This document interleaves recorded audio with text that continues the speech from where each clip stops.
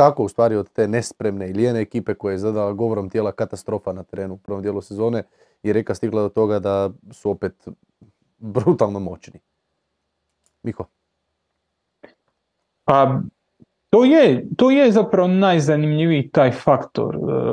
Ok, sam si rekao da ta svlačionica je temeljito provjetrena, ta svlačionica je očišćena od negativnih utjecaja, očišćena je od igrača koji su tu bili dovedeni da bi bili lideri, a nisu bili lideri, ili su vodili momčad u krivom smjeru. Pričali smo o tome već dovoljno puta, hoćemo od Halilovića, Vrančića pa nadalje, Pavlovića, koji jesu nekako u hijerarhijskom nekakvom odnosu bili na vrhu. I kad taj koji na vrhu ne radi, kad taj koji na vrhu se šverca na treningu, teško će onaj koji ispod njega raditi više nego šta inače radi. On ga ne vuče naprijed, nego postavlja negativan primjer. I to je nešto, tu je jako bitno to što je Jakir zapravo doveden u klub dovoljno rano da može obaviti te neke razgovore, da može porazgovarati sa samim igračima, s ljudima koji su oko momčadi, da može pripremiti te procese i da odmah od tog starta priprema krene sa jasnom vizijom ko može ispratiti to što on želi, ko ne može.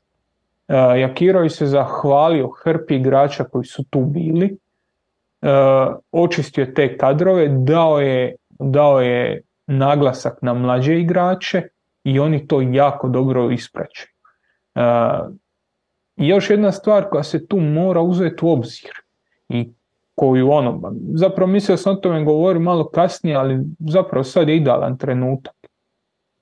Imaš hrpu hrvatskih trenera, pogotovo kad pričam o hrvatskim trenerima koji imaju nekakve svoje i uvijek iste suradnike, svog pomoćnog trenera, svog kondicijskog trenera, svog možda nekoj analitičara, pa oni tu nešto s tim dolaze, odlaze. Jakir je jedan od rijetkih ljudi koji zna koristiti svoj stav, koji taj stožer zna oblikovati i koristiti tako da delegira nekakve zadatke, da dođe u situaciju da od njih dobije više od druga s kojim će pit kavu i koji će mu potvrđivati jer onako misle jedno te isto. I to mislim da je u ovom faktoru jako bitna stvar.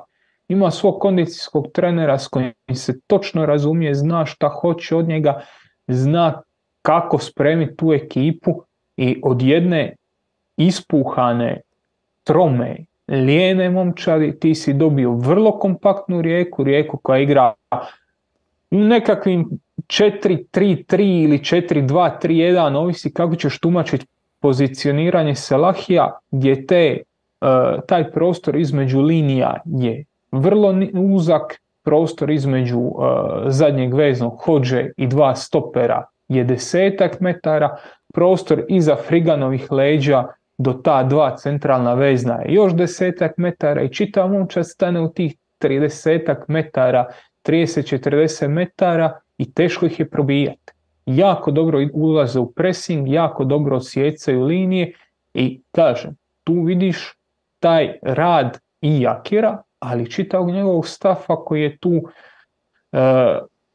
prilagođen onome što on želi igrati. Da, mislim, meni kad gledaš Lindona Salahija možda je najbolji pokazatelj vidjeti kakav je bio pristup Rijeke u prvom dijelu sezone, kakav je sada. Jer Lindon Salah je bio strano tijelo u onoj Rijeci. On je toliko bolje djelovao od ostatka ekipe, toliko energičnije, toliko, nazovi to kako god hoćeš. On sad nije drugačiji igrač, nije samo promijenio nešto. Ali nekako je cijelo to okruženje puno prirodnije za njega. On ne iskače toliko kao što je iskakao prije. Sad imaš igrače koji prate tu njegovu energiju, koji mogu odgovoriti na sličan način. Još uvijek je to Lindon Salahi koji na svoju trku, na agresivnost, na energiju daje dodatnu razinu. Još uvijek je on jedan od najboljih igrača za oduzeti loptu, za presjeći loptu, za te neke defanzivne akcije.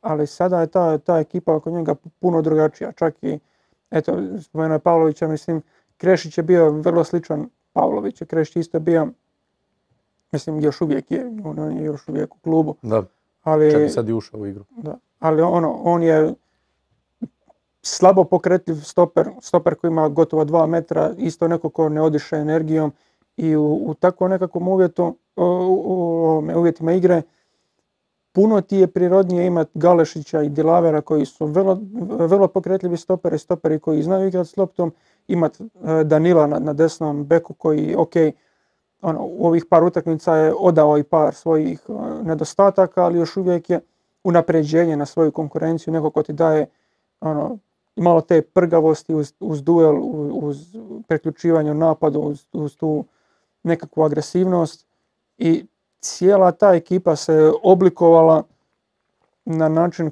na koji mislim da je Jakir htio, jer velika je ovo razlika s obzirom na način pristupa igri koji je bio u prvom dijelu sezone. Čak zanemarimo kako je ta ekipa izgledala formacijski sustavno, jer to je bilo da se ne zna ko pije, ko plaća, nego čisto baš taj pristup što govorimo.